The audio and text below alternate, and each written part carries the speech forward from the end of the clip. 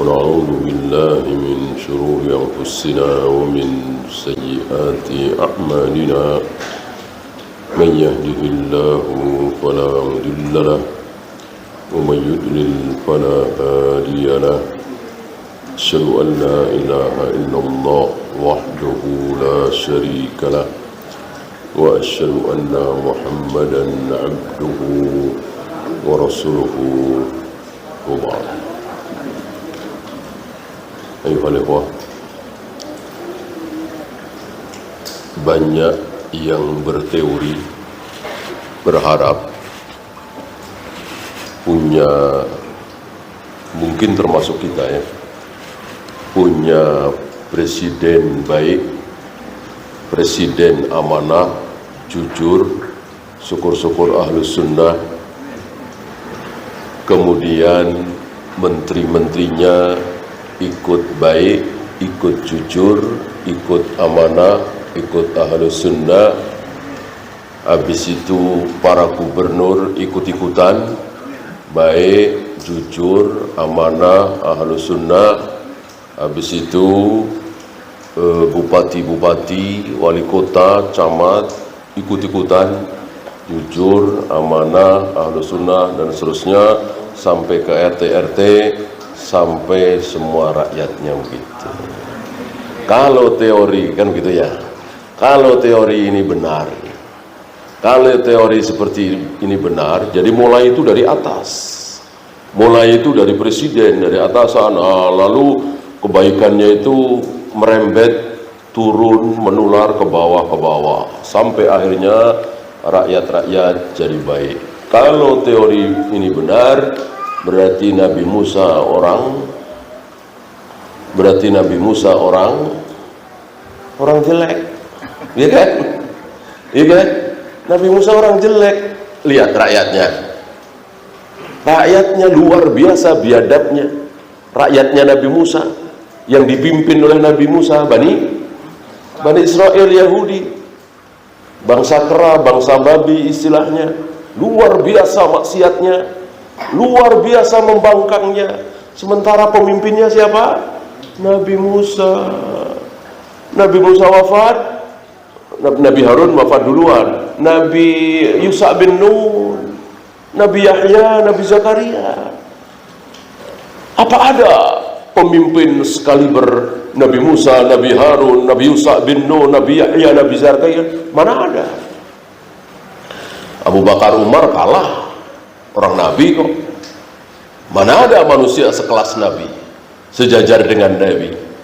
Nggak mampu merubah rakyatnya, nggak mampu, karena memang teorinya tidak seperti itu. Teorinya apa? Disuruh presidennya dulu yang baik, apa disuruh rakyatnya dulu yang baik? Rakyatnya dulu. Jadi kita semua ini baik dulu. Kita semua pada jujur, pada amanah, ahlus sunnah, nggak ada yang korupsi, ya nggak ada yang ninggalin sholat. Nanti Allah akan kasih hadiah. Allah akan kasih pemimpin yang soleh, yang amanah, yang jujur, yang ahlus sunnah sebagai hadiah untuk rakyat yang jujur, yang amanah, yang ahlus sunnah, dan seterusnya. Jadi mulai dari bawah, ya kan ayatnya jelas. Apa? Innallaha la yughayyiru ma biqaumin hatta yughayyiru ma bi anfusihim. Allah tidak akan merubah nasib satu bangsa, satu kaum kecuali bangsa itu merubah diri mereka sendiri. Tidak berbunyi hatta yughayyiru ma bihukamihim, sehingga rakyat itu merubah pemimpinnya, mengganti presidennya. Tidak. Mau diganti lagi, ya seperti selama ini. Sudah berapa kali ganti. Tapi karena rakyatnya begitu-begitu terus, ya nasibnya begitu-begitu terus. Gitu. Oleh karena itu, kalau ada perhelatan untuk mengganti pemimpin, nggak usah terlalu semangat lah. Karena mau diganti percuma kalau rakyatnya masih seperti itu. Nah, justru yang antum semangat kalau ada perhelatan dalam rangka mengganti rakyat. Nah, ayo rakyat ganti yuk. Tentu ya bukan orangnya. Rakyat yang pada malas itu ganti jadi rajin. Rakyat yang nggak pada tahu aturan,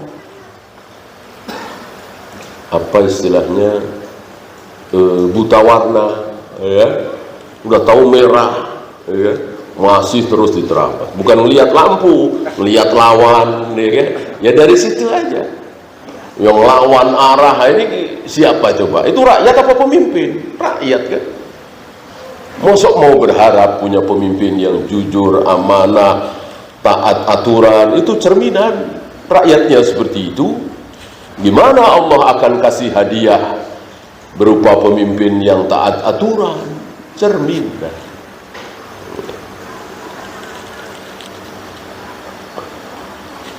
Maka ketika Ali bin Abi Thalib diprotes, kenapa kepemimpinan Anda tidak sebaik kepemimpinan Abu Bakar dan Umar?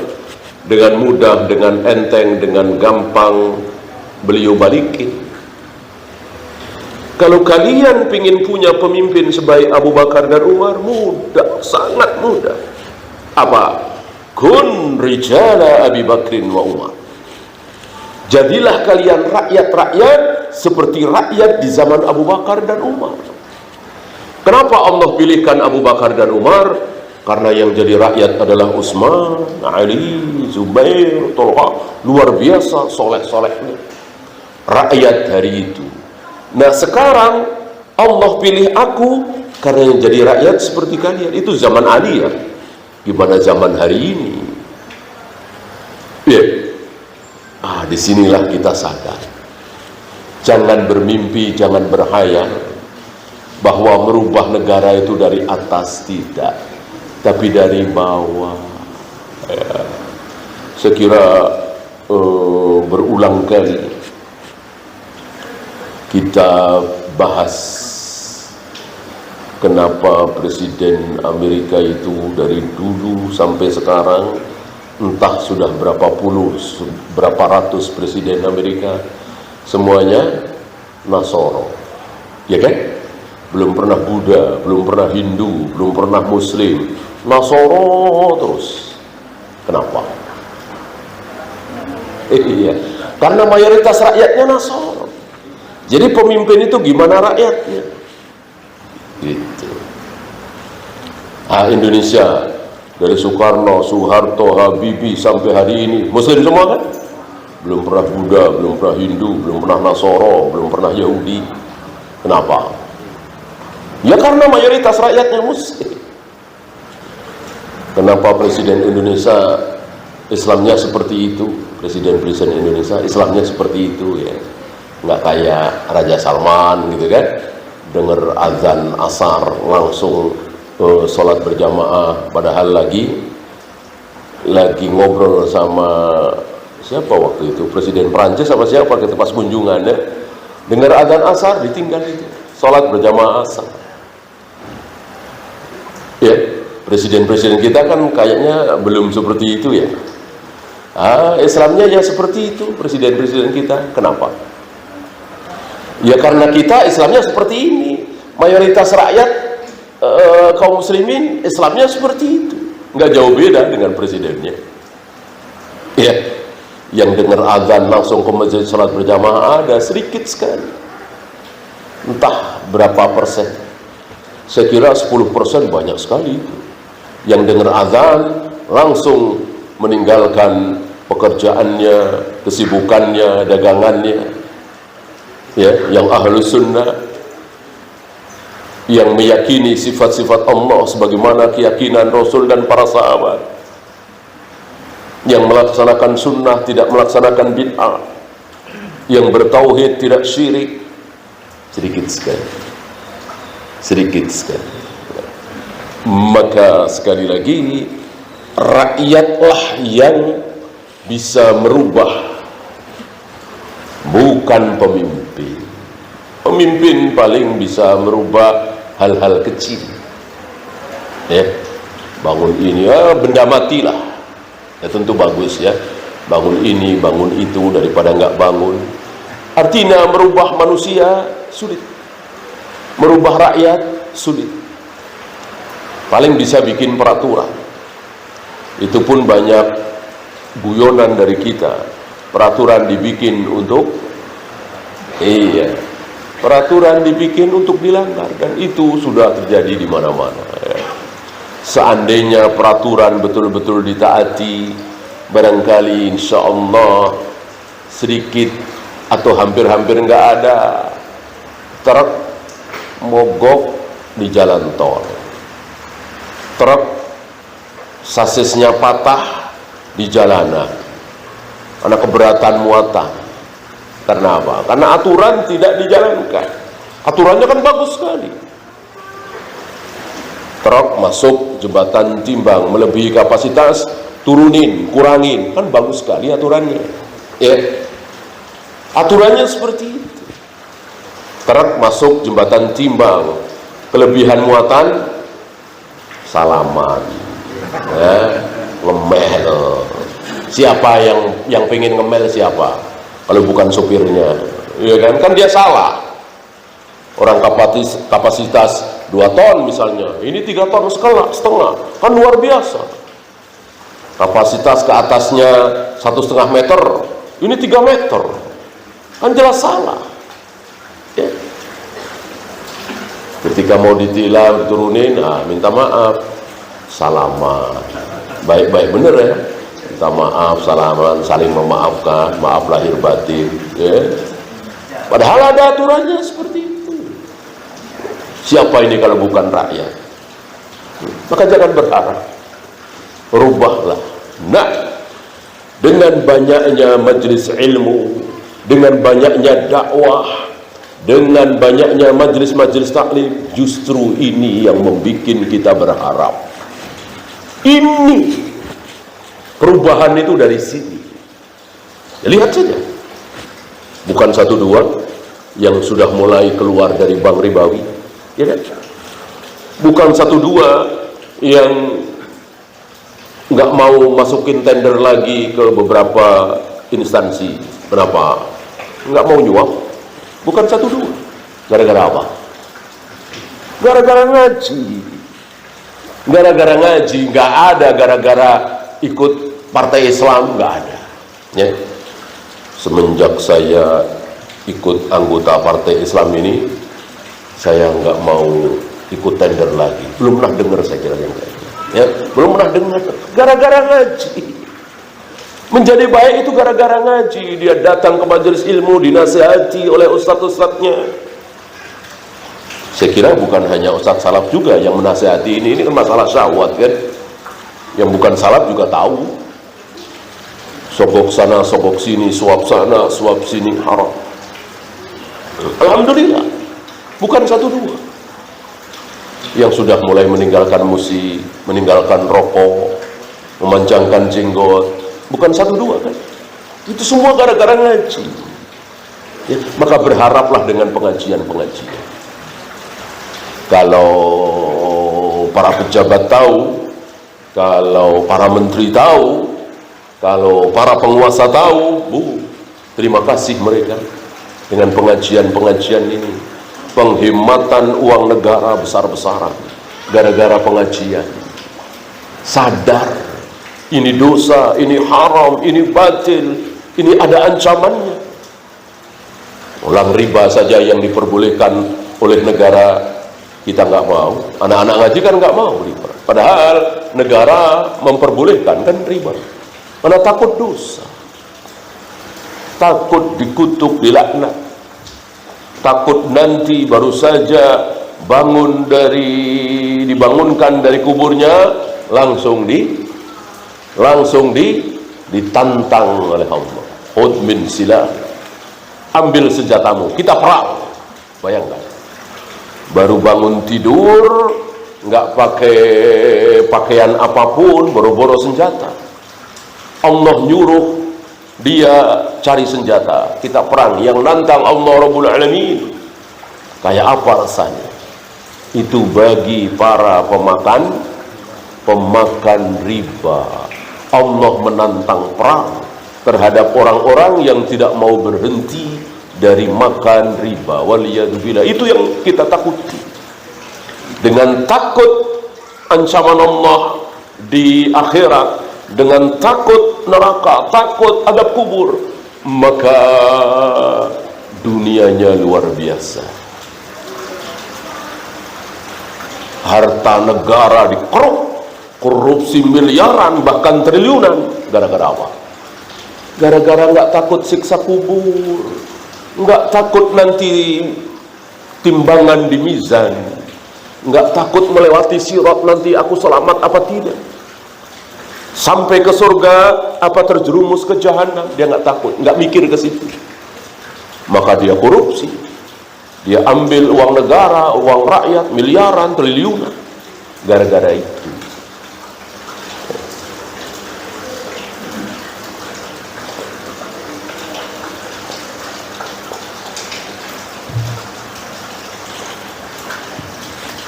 Sekali lagi, pemimpin yang baik adalah anugerah, adalah janji Allah.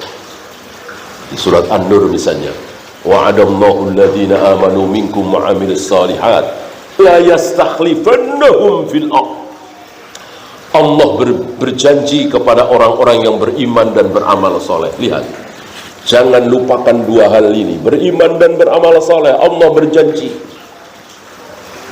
Allah enggak mengatakan Allah berjanji kepada orang-orang yang berusaha untuk mengibarkan kekuasaan Islam. Enggak ada. Allah berjanji kepada orang-orang yang berusaha untuk menerapkan syariat Islam di satu negara. Allah berjanji kepada partai-partai Islam. Enggak ada. Allah berjanji kepada orang yang beriman dan beramal soleh. Bagaimana untuk beriman dan beramal soleh? Harus bikin partai Islam? Enggak. Harus kumpul-kumpul di satu tempat, teriak-teriak, khilafah-khilafah? Enggak. Beriman dan beramal soleh. Antum tahu iman tidak syirik, amal soleh jelas tidak bid'ah. Ketika seseorang mengaku kami beriman, tapi percaya dengan jimat, percaya dengan keris, dengan dukun-dukun, kuburan keramat, beriman apa syirik? Syirik. Tidak beriman. Dibilang tidak beriman, marah dia. Padahal jelas tidak beriman. Wa 'amilus shalihat, dan beramal saleh. Salat nisfu Sa'ban, amal saleh bukan? Bukan. Salat rogo'i, puasa raja, puasa hari kelahiran, amal saleh bukan? Bukan, itu amal bid'ah. Jadi sunnah. Sunnah. Nah, dengan kata lain, janji di surat An-Nur ini, Allah berjanji kepada orang-orang yang tidak syirik dan tidak bid'ah. Jelas ini. Jelas ini. Allah berjanji kepada kaum muslimin yang tidak berbuat syirik dan tidak berbuat bid'ah. Apa janji Allah? La yastakhlifannahum fil ardh. Allah akan memberikan kekhalifahan, kekuasaan di muka bumi. Sampaikan kepada saudara-saudara kita yang teriak-teriak khilafah, khilafah, khilafah. Sudahkah meninggalkan syirik? Sudahkah berteriak supaya kaum muslimin meninggalkan syirik, kubur keramat, dukun, keris, jimat? Sudahkah? Kalau belum, jangan teriak khilafah.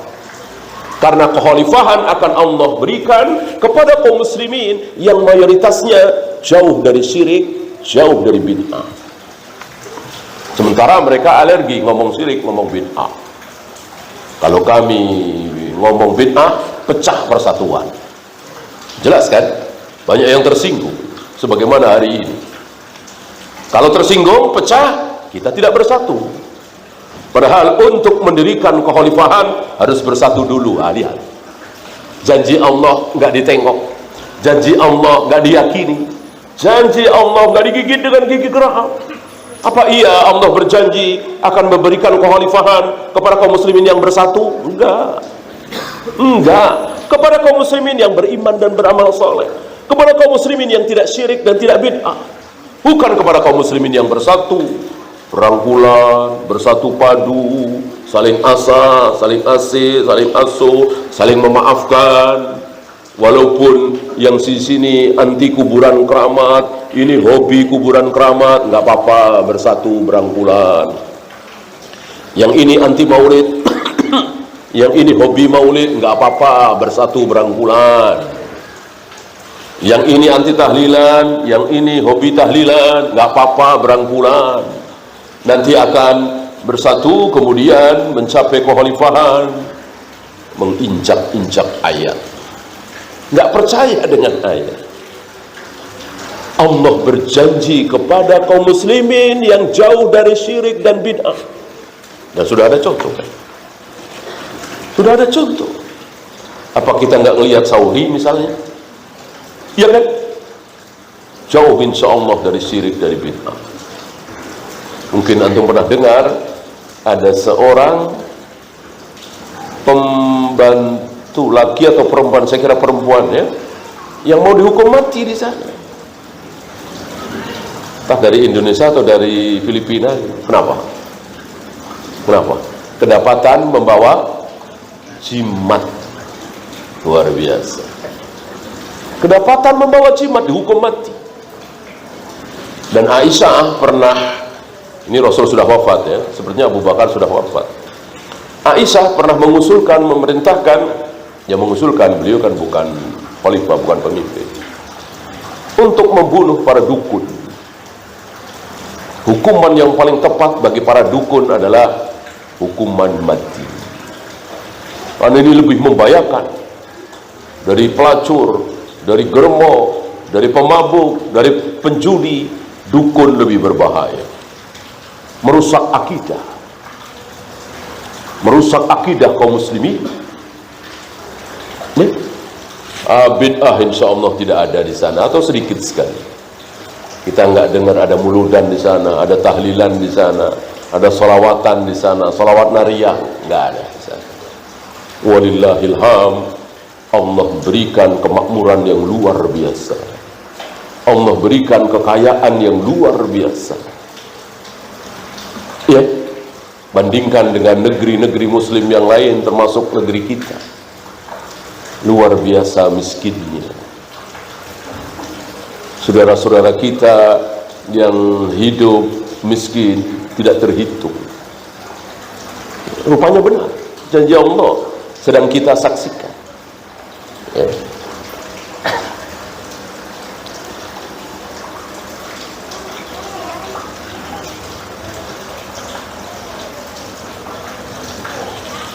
وَجَعَلْنَا مِنْهُمْ أَئِمَّةً يَهْدُونَ بِأَمْرِنَا لَمَّا صَبَرُوا وَكَانُوا بِآيَاتِنَا يُوقِنُونَ. Ini pun janji ya. Walaupun awalnya ini diawali oleh Bani Israel, dan apa yang menimpa Bani Israel akan menimpa kita kalau kelakuan kita mirip Bani Israel.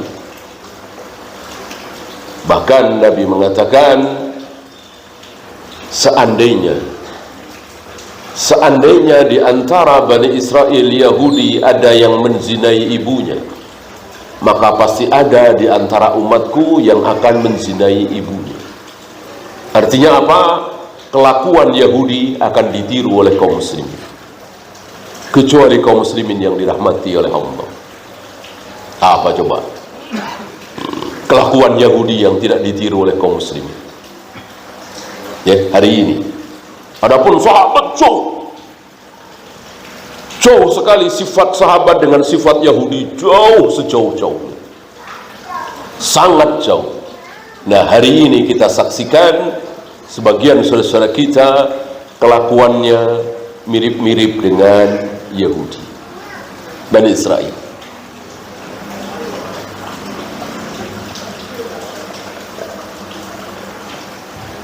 Salah satu yang mencolok adalah apa? Ngakalin dalil. Ciri khas Yahudi adalah ngakalin dalil. Dalil diakalin, bukan ditaati sami'na wa ata'na, tapi diakalin. Apa istilahnya? Istilahnya apa ngakalin dalil?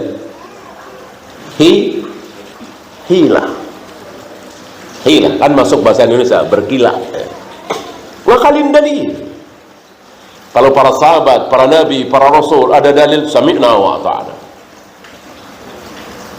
Bahkan perintah yang sangat berat, sangat pahit, disuruh menyembelih anaknya sendiri. Sami'na wa ata'na. Nabi Ibrahim, Nabi Ismail. Itulah para nabi, para rasul. Adapun Yahudi, Bani Israel, tidak. Kalau ada dalil, turun ayat, gimana caranya agar terkesan mengamalkan ayat itu, padahal tidak. Diawali dari peristiwa hari Sabtu. Insyaallah antum tahu ya. Luar biasa Yahudi ini, liciknya, lihainya. Memberikan kesan seolah-olah taat tidak mencari ikan di hari Sabtu itu. Padahal mencari. Tapi bikin cara gimana kesannya tidak mencari ikan, padahal jelas mencari. Yaitu dengan memasang jala itu. Tidak mancing, tidak ngejar-ngejar ikan, tapi masang jala di hari Sabtu. Karena memang Allah uji di hari Sabtu itu ikan luar biasa, melimpah ruah. Sementara di hari lain hampir-hampir nggak ada ikan. Memang ujian ini. Mereka tidak tahan. Nah, hari ini kaum muslimin sepertinya sedang meniru kelakuan Yahudi. Ya. Utang 1 miliar kembali 1,3 miliar. Riba apa tidak? Jelas riba. Biar nggak terkesan riba gimana nih? Diputar-putar. Banyak sekali mutar-mutarnya. Intinya utang 1 miliar kembali 1,3 miliar. Diputar-putar. Salah satunya barangkali antum pernah dengar, ini kan bapak punya perusahaan nih. Ini yang ngomong bank yang nggak mau riba. Kalau bank konvensional ya terus terang, pinjam berapa pak? 1 miliar, ya kembali 1,3 ya, dicicil sekian tahun, setiap bulan sekian, selesai, udah jelas ribanya. Karena ini bank anti riba, dia tidak berani dong ngomong seperti itu. Diputar-putar. Sekarang begini, bapak kan punya aset nih, gitu. Bapak punya aset yaitu gedung ini kan pinjam 1 miliar nggak mungkin buat makan kan, buat usaha, nyuntik dana, nambah apa usaha. Bapak kan punya aset gedung ini ya. Gedung ini kami beli separuhnya, ya separuh saja. Separuhnya masih punya bapak, separuhnya kami beli. Berapa? 1 miliar. 1 miliar ya. Berarti separuh dari gedung ini sudah punya kami kan? Ya yang ngatur bank yang anti riba ini. Berhubung separuh gedung ini sudah milik kami sewakan ke bapak. Kami sewakan ke bapak. Berapa sewanya tiap bulan? 100 juta. Sanggup ya bayar sewa 100 juta? 100 juta, 100 juta, 100 juta, 100 juta selama 13 bulan. Total berapa itu? 1,3 ya. Nanti kalau sudah 13 bulan, udah separuh dari gedung yang sudah milik kami kembalikan lagi ya. Baik kan kami kasihkan lagi ya. Kurang baik apa kami itu ya. 1 miliar jadi 1,3 miliar. Intinya itu. Cuman nggak terus terang kayak di awal. Kalau di awal iya, nih 1 miliar, nanti kembali 1,3 kan, dicicil sebulan 100 juta selama 13 bulan, gitu. Nah, itu udah jelas ribanya. Ini enggak. Pakai beli separuh gedungnya, udah dibeli kami sewakan ke bapak, sewanya sebulan 100 juta, disewakan selama 13 bulan, kan 1,3 miliar ya. Setelah 13 bulan udah kami serahkan. Ini puter-puter ya. Yang punya semangat taat, insya Allah langsung tahu, langsung sadar ya kan? Orang kan punya punya semangat masing-masing ya. Ini ada semangat taat, semangat takut dosa, itu mah sama aja kan. Intinya 1 miliar jadi 1,3, dan itu sudah pasti gitu. Yang tidak punya semangat taat, semangatnya itu ngecoh dalil, ya apa salahnya? Apa salahnya? Emang begitu kan? Masa nggak boleh beli separuh? Boleh. Sudah beli kan punya dia, disewakan. Betul kan? Apa salahnya? Ya. Mudah-mudahan ada di antara antum yang bisa menjawab syubhat ini. Salahnya di mana? Jelas salah. Itu bukan pembahasan kita. Kita kembali ke Yahudi. Yahudi Bani Israel itu waja'alna minhum a'immatan yahduna bi amrina. Kami berikan kepada orang-orang Yahudi itu pemimpin. Kami berikan kepada orang-orang Bani Israel itu pemimpin yahduna bi amrina, yang mendapat hidayah dari sisi kami, jujur, amanah, baik, ngalah sama rakyat, dan seterusnya. Ketika apa? Lamma sabaru wa kanu bi ayatina yuqinun. Ada 2 syarat.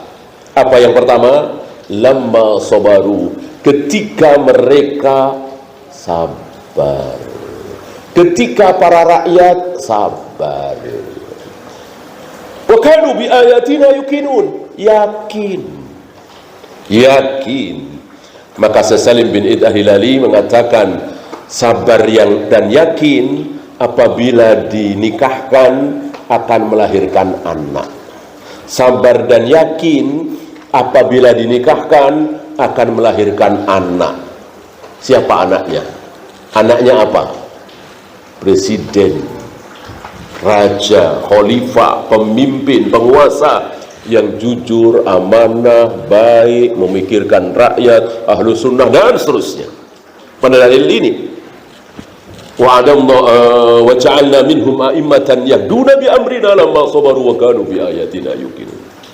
Ketika mereka yakin, ketika mereka sabar, maka Allah akan berikan hadiah kepada mereka, yahduna bi amrina, pemimpin yang mendapatkan hidayah dari sisi kami. Masuk dapat hidayah dari Allah jelek? Masuk dapat hidayah dari Allah pembohong, tidak amanah, tidak ahlu sunnah? Nggak mungkin. Mendapatkan hidayah dari Allah ya pasti baik. Nah, ini sudah terbukti di kalangan sahabat. Antum masih ingat siapa? Hajjaj bin Yusuf. Insya Allah masih ingat. Gimana kelakuan Hajjaj bin Yusuf? Apa yang menonjol pada diri Hajjaj bin Yusuf? Apa? Kejam sekejam-kejamnya, bengis.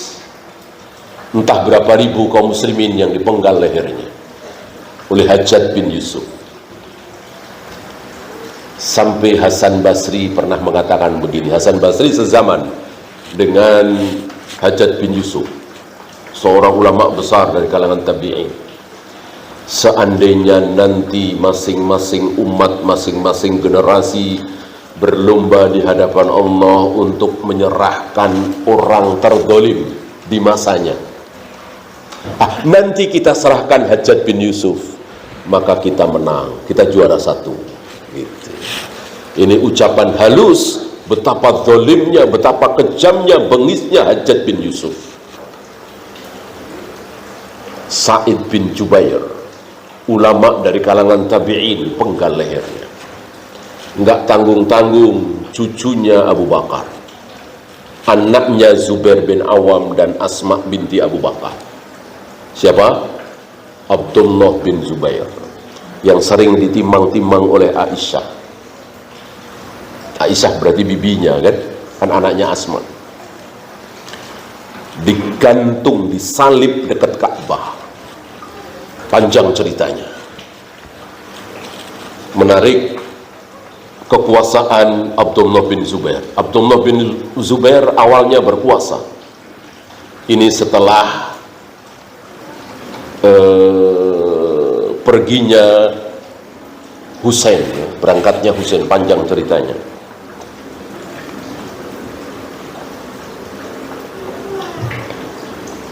Kekuasaan Abdullah bin Zubair seluruh dunia Islam kecuali Syam. Syam di bawah pengaruh Muawiyah. Anaknya Yazid dan seterusnya. Kemudian berkurang sampai hanya Hijaz, Mekah, Madinah, Taif, Kemudian berkurang lagi sampai hanya Mekah. Kemudian berkurang lagi sampai hanya sekitar Masjidil Haram. Kan lagi perang ini. Yang sebelah sana Hajjaj bin Yusuf. Sampai berkurang lagi hanya sekitar Ka'bah. Satu persatu pasukannya menyerah. Satu persatu pasukannya menyerah, tidak sanggup menemani sang pemimpin Abdullah bin Zubair, sampai tinggal ibunya seorang diri, kesetiaan dan kasih sayang seorang ibu tinggal berdua. Dan Abdullah bin Zubair karena sang pemberani luar biasa nggak mau menyerah, pasti kalah tapi nggak mau menyerah, terus dilawan Hajjaj bin Yusuf ini. Berakhir dengan disalibnya beliau oleh Hajjaj bin Yusuf. Intinya kejam sekali. Nah, menghadapi penguasa yang kejam luar biasa, ini bukan sekedar pemimpin yang kerjaannya naikin BBM, naikin harga PLN, apalagi korupsi, apalagi makan uang rakyat. Nggak ada apa-apanya, rakyat dibunuh-bunuhin. Bayangin, Hajjaj bin Yusuf. Di situ masih ada siapa? Masih ada Anas bin Malik, masih ada Asma binti Abu Bakar, masih ada beberapa sahabat, nggak banyak memang, masih ada beberapa sahabat yang masih hidup. Ali sudah wafat, Abu Bakar, Umar, Utsman, Ali, Zubair, Tolhah sudah wafat, sahabat-sahabat besar sudah wafat, tapi masih ada sisa-sisa sahabat. Salah satunya Anas bin Malik. Tentu antum tahu siapa Anas bin Malik, ya? Berkumpullah para sahabat dengan tabi'in ketika penguasanya adalah Hajjaj bin Yusuf. Apa yang dilakukan oleh para sahabat dan tabi'in sebagai rakyat? Ada yang demo, ada yang turun ke jalanan, ada yang teriak-teriak mendemo Hajjaj bin Yusuf. Tidak ada satupun. Semuanya diam, semuanya sabar, semuanya yakin bahwa Allah akan menolong, mengamalkan ayat ini. Beda jauh dengan mahasiswa 98, boro-boro dibantai oleh Pak Harto, cuman dolar naik, jadi berapa waktu 18.000 atau 17.000, udah dikepung itu DPR, demo luar biasa, mahasiswa 98. Itu para sahabat dengan tabi'in, diam. Waktunya sholat, waktunya puasa, waktu baca Al-Quran, memohon kepada Allah. Gak ada satupun yang demo, gak ada. Bahkan sahabat yang mengatakan, ngobrol beberapa orang, kok keadaan begini ya, apalagi ngomong di ceramah, nyinggung-nyinggung Hajjaj bin Yusuf. Gak ada, semuanya diam, sabar. Antum mau katakan para sahabat, sahabat itu para penakut, sahabat dan tabi'in itu pengecut, takut mati? Takut melawan Hajjaj bin Yusuf? Lancang sekali mulut kita kalau berani mengucapkan seperti itu. Para sahabat nggak takut mati. Kalau yang dihadapi orang kafir, kalau yang dihadapi Abu Jahal, Abu Lahab, ini Hajjaj bin Yusuf, muslim, bengis kejam tapi dia muslim dan dia pemimpin, maka dia yakin pertolongan akan datang dan mereka sabar. Apa yang terjadi setelah itu? Apa yang terjadi? Allah matikan Hajjaj bin Yusuf. Allah yang mematikan dengan ajal tentu. Habis itu Allah berikan hadiah yang luar biasa kepada rakyat yang terdiri dari sahabat dan tabi'in. Siapa? Atau Umar bin Abdul Aziz yang luar biasa, yang Anas bin Malik masih ngalamin. Anas bin Malik setua itu mengatakan, selama ini aku belum pernah sholat di belakang imam yang mirip sholatnya seperti Rasulullah, belum pernah, kecuali di belakang anak muda ini. Yang dimaksud siapa? Umar bin Abdul Aziz. Umar bin Abdul Aziz bukan hanya penguasa, tapi alim, ulama, hafal Al-Quran, hafal ribuan hadis, karena terus belajar agama walaupun di istana. Ya, kan keluarganya keluarga khalifah.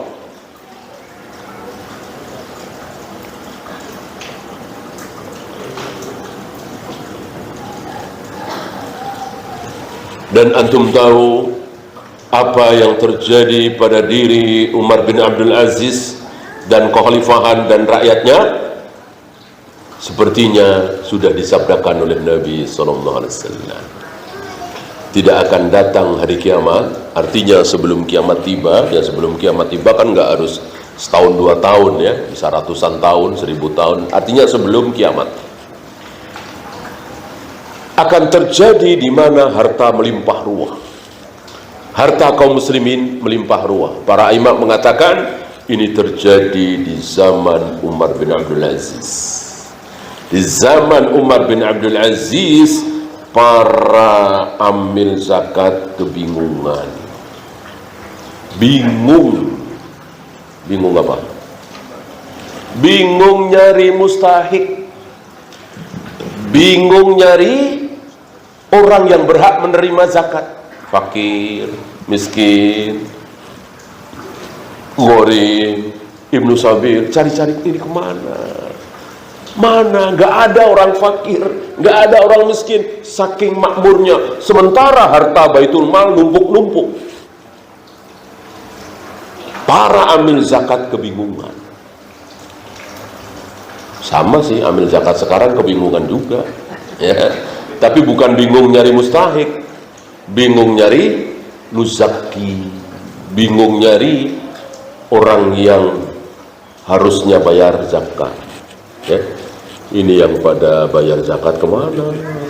Itu fakir miskin sudah ngantri, ada yang kelaparan, ada yang sakit nggak bisa ngobati, ada yang terlilit hutang, dikejar-kejar apa itu, debt collector.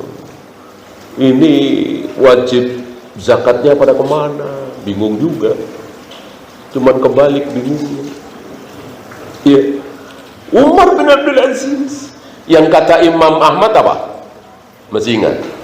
Imam Ahmad mengatakan nomor 1 Umar bin Abdul Aziz, nomor 2 Imam Syafi'i. Kan 100 tahun tuh. Dari hidupnya Umar bin Abdul Aziz sampai hidupnya Imam Syafi'i kira-kira 100 tahun. Apa kata Nabi tentang 100 tahun? Masih ingat? Iya. Allah setiap 100 tahun sekali Allah akan membangkitkan, mengutus 1 orang, bisa juga 2, bisa 3, man yujaddidu dinahu, yang akan mentajdid agama ini, yang akan mengajak kaum muslimin kepada agama yang asli, agamanya Rasul dan para sahabat. Ini kata Imam Ahmad ya. Nomor 1 Umar bin Abdul Aziz, nomor 2 Imam Syafi'i. Ya. Nomor 3 tidak beliau sebutkan, tentu beliau sudah wafat ketika muncul yang ketiga. Kan yang berhak menilai adalah para ulama, bukan kita orang awam. Itu dia hadiah dari Allah, hadiah besar dari Allah kepada para sahabat dan tabi'in yang sabar, diam, nggak ngelawan, nggak demo, nggak caci maki penguasa ketika pemimpin itu zalim, kejam. Ya, sekarang cuman pemimpin bohong, itu pun entah bohong tangga ya, dituduh bohong, mungkin korupsi, mungkin apalah, habis dicaci maki, habis di demo. Ini bunuh-bunuhin orang, nggak ada yang demo satupun. Inilah kesalahan kita selama ini. Apa? Tidak tahu manhaj para sahabat dan tabi'in. Kesalahan kita di situ. Yang kita lihat Amerika, nggak begitu di Amerika. Oh, di Prancis nggak begitu. Oh, di Jepang nggak begitu. Seolah orang-orang kafir itu contoh teladan kita. Ya biarin aja nggak begitu, orang mereka kafir, kita muslim. Ya, mestinya kita ganti, para sahabat nggak begitu. Mana ada para sahabat demo? Para sahabat nggak begitu. Mana ada para sahabat minta jabatan? Gitu. Jadi dikit-dikit para sahabat, para sahabat, para sahabat. Jangan seperti orang-orang jahil itu. Dikit-dikit Amerika, dikit-dikit Eropa, Jepang. Mereka semua orang-orang kafir. Bukan contoh teladan kita, bukan panutan kita. Mereka begitu biarin aja, kita enggak. Kita punya cara sendiri. Kita punya uswah sendiri, qudwah sendiri, yaitu Rasul dan para sahabat ridwanullah alaihim jami'an.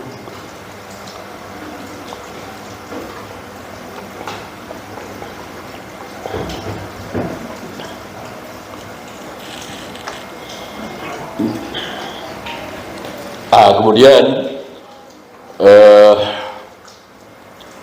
nasihat, ya, nasihat dari Allah dan Rasulnya yang disampaikan oleh para sahabat dan tabi'in.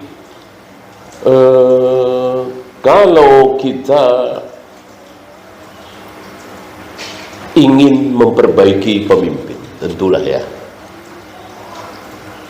kalau saya dekat dengan beliau, saya akan sampaikan ini. Tapi sayang, beliau di istana, kita di Gubuk Reot, nggak mungkin bisa bertemu. Beliau di kantor gubernur, kita di perkampungan kumuh, hampir mustahil bisa ketemu. Ya. Nah, kalau ketemu sampaikan, kalau nggak ketemu sudah. Ya. Lewat surat boleh. Yang tidak boleh, yang haram lewat media, lewat medsos, lewat internet, lewat televisi, lewat radio. Orang-orang pada tahu, haram, tidak boleh. Kenapa haram? Kenapa tidak boleh? Karena Allah dan Rasulnya telah memberikan cara. Ketika Allah dan Rasulnya sudah memberikan cara, haram bagi kita menempuh cara lain. Dan insya Allah nggak akan berhasil. Ya. Contoh sederhana. Dengan apa Rasulullah meluruskan dan merapatkan saf? Dengan apa? Dengan apa? Dengan tarbiyah. Bahkan dengan ancaman. Kalau sampai saf kalian tidak lurus, tidak rapat, Allah akan cerai-beraikan persatuan kalian. Hati kalian tidak saling mencintai. Dan itu sedang terjadi. Ancaman Nabi alaihi salatu wassalam. Caranya bagaimana meluruskan dan merapatkan? Dikasih tahu, diancam. Nah, ini imam hari ini tidak mau ngasih tahu, tidak mau ngancam, nggak mau cerewet. Udah bikin garis. Masa udah ada garis nggak lurus, nggak rapat, gitu. Menempuh cara lain. Antum pernah baca hadis riwayat Masjid Nabawi, Masjidil Haram di zaman Nabi pakai garis? Nggak ada. Tapi luar biasa. riwayat bagaimana para sahabat lurus dan rapat. Ya, saking lurusnya, saking rapatnya, maka sulit untuk duduk tawaruk. Barangkali ini yang menyebabkan perselisihan bahwa duduk tawaruk itu tidak ada. Kalau orang melihat sholat berjamaah, saking rapatnya. Jadi rapatnya tidak sekedar senggolan bahu. Jadi betul-betul rapat nempel. Kita senggolan doang. Ya, karena terlalu ngangkang, ya otomatis bahunya tidak rapat. Orang terlalu ngangkang, ya. Jangan lebar-lebar kalau sholat, ya. Biasa aja.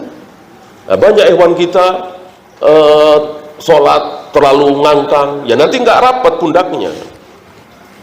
Bahkan kan sampai diledek, ya. Itu orang-orang Wahabi itu kalau sholat kayak mau kencing gitu, ngangkang. Ya, salah itu memang. Nggak boleh terlalu ngangkang, ya. Justru kalau ngangkang nggak bisa rapat nanti bahunya. Bahunya itu betul-betul nempel, plek. Bukan sekedar senggolan doang. Nah, itulah para sahabat tanpa garis. Nah, kita hari ini nggak pakai cerewet, nggak pakai tarbiyah, nggak ngasih tahu seperti yang dicontohkan oleh Nabi, pakai garis. Rapat? Tidak. Lurus? Tidak. Kenapa? Dia menempuh cara yang tidak ditempuh oleh Rasulullah SAW. Nah, termasuk ini. Nabi telah memberikan cara kalau ingin menasehati penguasa. Apa? Pegang tangannya, ajak ke tempat sepi, nasihati berdua, mungkin bolehlah bertiga, berempat. Jangan di depan umum, jangan di Bundaran HI, di Monas, di internet, di televisi, di radio. Sok-sokan, gagah-gagahan, ya. Itu pun dulu nggak berani di zaman Soeharto, ya. Ya sekarang ini pada berani. Pemimpin dicaci maki, pemimpin dijelek-jelekkan, ya sekarang berani. Coba di zaman Pak Harto nggak bakal, hilang besok, ya. Hilang entah kemana, ya. Hilang, udah banyak yang hilang, ya. Dan hal seperti itu ada baiknya daripada carut marut nggak karuan, ya. Salah satu sifat pemimpin adalah ditakuti. Salah satu sifat pemimpin adalah marah.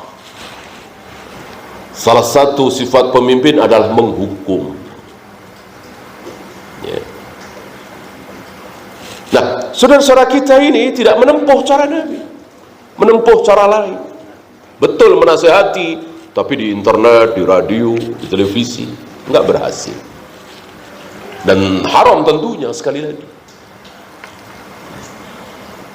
Ya nggak usah pemimpin lah sama teman kita.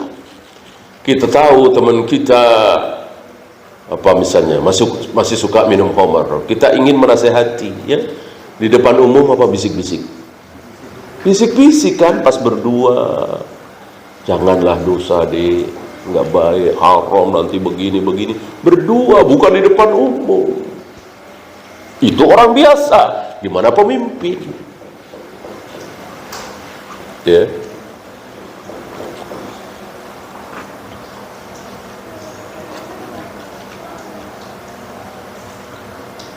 Nah, satu lagi tentang hatinya seperti hati setan. Luar biasa, ya, kayak apa, ya? Hatinya seperti hati setan. Siapa? Ini sabda Nabi loh. Siapa? Pemimpin. Nanti akan datang pemimpin yang hatinya seperti hati setan. Ya. Uangmu diambilin, uang rakyat diambilin, punggungmu dipukulin. Kayak apa itu?